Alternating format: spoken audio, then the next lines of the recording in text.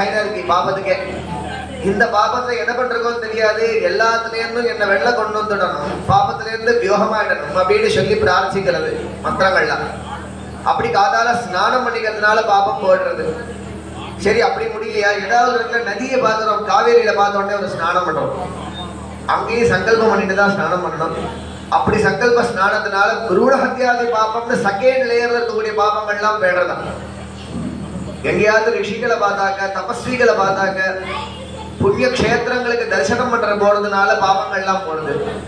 இப்படிலாம் பாபத்தை போகிட்டா கூட மகா பாதகம்னு சொல்லக்கூடியதான பெரிய பாபம்னு 5 பாபம் எடுக்கிறா. இது எதனால போகும்னு கேட்கிறேன்.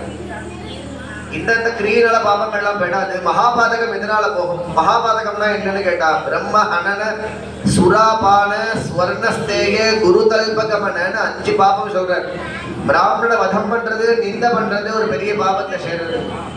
சுராபானம் மயக்கம் தரக்கூடியதான வஸ்துக்களை குடிக்கிறதோ எடுத்துக்கிறதோ, ஜிம்மத்துவம்னு சொல்லக்கூடிய மயக்கம் வரக்கூடியதான எந்த வஸ்துவை எடுத்துட்டாலோ சாப்பிட்டாலோ குடிச்சாலோ அதனால ஒரு பாபம் வந்துடுறது.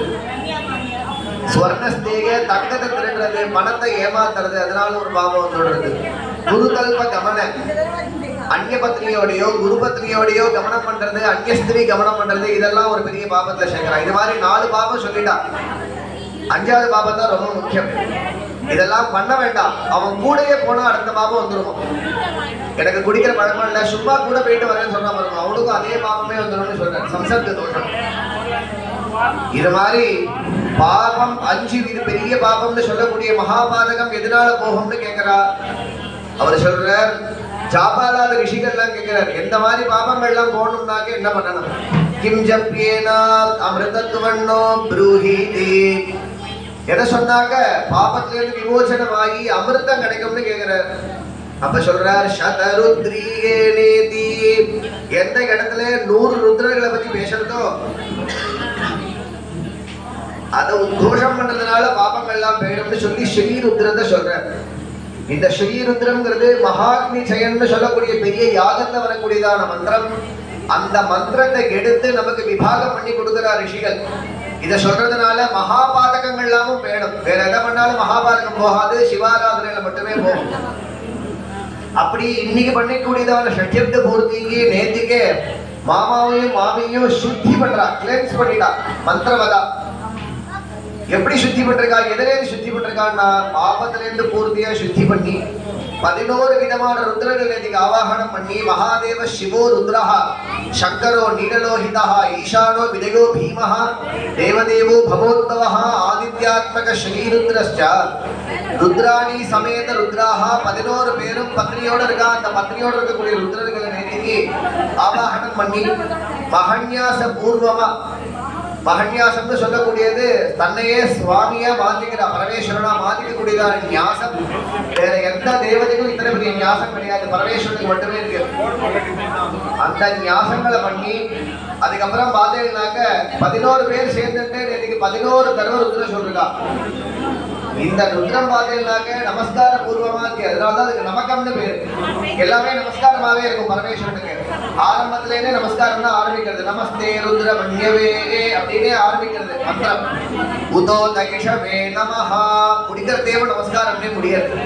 இந்த மாதிரி காரம் பண்ணிக்கூடியதான மாமா இதுக்காக செலவு பண்றாரு, பெரிய யத்திரம் பண்றாரு. நம்ம ஆத்துல இந்த கிரியைகள்லாம் பண்ணிக்க போறோம், தெரிஞ்சுக்க வேண்டாமா? இதெல்லாம் பேசிட்டே தான் இருக்க போறோம், பூர்த்தியார வரைக்கும் பேசதான் போறோம். ஒரு 10 நிமிஷ காலம் இதெல்லாம் கேட்கணும்னு விஞ்ஞாபனம் பண்றேன். இது பெரிய கிரியை. நமக்கு உங்களுக்கு மட்டும், மாமாவுக்கு மட்டும் பாபஹரம் இல்லை, நமக்கும் பாபஹரம் இல்லை. கேட்கறதுனால, ஒரு நாள் கேட்டதுனால கிராமே அஸ்மின்னநாதுரம் பெஸ்ட் மாம்பழத்துக்கே சிரேட்டம்னு சொல்றாரு. இந்த எங்க கிரியை பண்றீங்களோ அந்த கிராமங்களே சௌக்கியமா இருக்குமா ஒரு ருத்ரேகாசி பண்ணிக்கிறதுனால. சிவாராதனை ஒரு ஆத்த நடக்கிறதுனால அந்த அங்க இருக்கக்கூடியதான பக்கத்துல இருக்க கிரகங்களுக்கெல்லாம் சிரேட்டம்னு சொல்றா. இதே மாதிரி நேத்திக்கு பண்ணிட்டு ருத்ரேகாசி இந்த கிராமத்துக்கே சிரேட்டம்னு சொல்ற. அது நமஸ்கார பூர்வமா நேத்திக்கு பண்ணிருக்கு. பெரிய விசேஷமா நாந்தி கிரியைகள்லாம் நடந்திருக்கு நேத்திக்கு. இத்தனை பெரிய காரியம் நேத்திக்கு பண்றதுக்கு காரணம் பார்த்தீங்கன்னாக்க மாமா மாமி சுத்தி பண்றதுக்காகவே. அப்படி 11 விதமா ருத்ரர்களை பூஜனம் பண்ணி பாபங்கள்லாம் போகி நேத்திக்கு அபிஷேகங்கள்லாம் பண்ணி ரொம்ப சித்தமா காரியங்கள்லாம் நடந்திருக்கு. இன்னைக்கு ஷஷ்டியப்த பூர்த்தின்னு பேரு. காத்தால 7:30 மணிக்கெல்லாம் ஆரம்பிச்சாச்சு. 9:30 மணி வரைக்கும் பார்த்தேன்னாக்கா ஆவாகனம் மட்டும் நடந்திருக்கு நீங்க. ஏன்னு கேட்டா வைதிகாலத்துல கூட இந்த மாதிரி ஒரு ஆவாகனம் நடக்காது. கிட்டத்தட்ட 120 தேவதைகள் ஆவாகனம் பண்றா இன்னைக்கு.